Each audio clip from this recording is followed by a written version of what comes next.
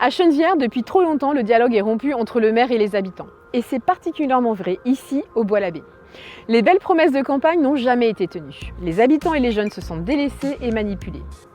Moi, ce quartier, je le connais bien. C'est ici que j'ai grandi, c'est ici que je suis allée à l'école, à Anatole France et à Boileau. Mon premier job d'étudiante, c'était aussi ici, au centre social, pour l'aide aux devoirs. Moi, je vous parle de ce que je connais, de ce que j'ai vécu et peut-être de ce que vous vivez encore aujourd'hui.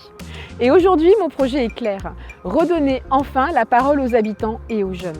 Les choix du maire sont mauvais, que ce soit dans les aménagements liés à l'ANRU ou dans l'absence totale d'écoute. Les décisions sont imposées sans concertation. Je m'y oppose depuis des années. Je m'oppose à la disparition du terrain de foot d'Armanfay pour y construire des immeubles. Ce terrain au cœur du quartier est une force, il faut le conserver. Je m'oppose aussi aux barres de béton de 7 étages prévues sur la colline. Le Bois-l'Abbé a des atouts incroyables et il mérite mieux. Il mérite du respect, de l'écoute et des actions concrètes. Avec Blessonne, nous portons le projet ambitieux d'un lieu entièrement dédié aux jeunes.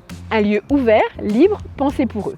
Un lieu pour travailler, créer, entreprendre, des espaces de coworking, un accompagnement pour les projets culturels, sportifs et musicaux. Un lieu pour se retrouver, échanger, construire ensemble. Fini les pressions, fini les consignes de la mairie sur ce qui serait bien ou pas. La créativité ne naît pas sous la contrainte. Les projets ambitieux ne se développent pas sous la pression. Ils naissent dans la confiance et dans la liberté. Et c'est cette vision que je veux porter pour le Bois-l'Abbé et pour toute la ville.